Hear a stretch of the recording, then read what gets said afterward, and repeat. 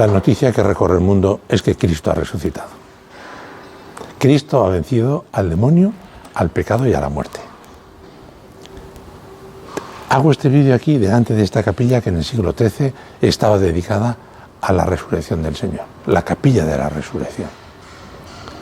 Después de haber pasado por el Cristo de las penas, se encontraban con la resurrección de Cristo. Si tú y yo descubrimos esa resurrección, nos daremos cuenta de que Cristo vive y que camina con nosotros. Pero nosotros tenemos que querer caminar con Cristo, morir al pecado, al hombre viejo, morir al egoísmo y caminar con Cristo. Así todos los vacíos, toda la muerte, todo lo que haya malo en nuestra vida, recobrará la vida divina. Vamos a caminar con Cristo.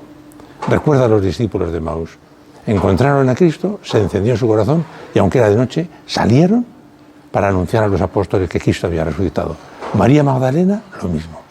Vale la pena, pero hay que caminar con Cristo.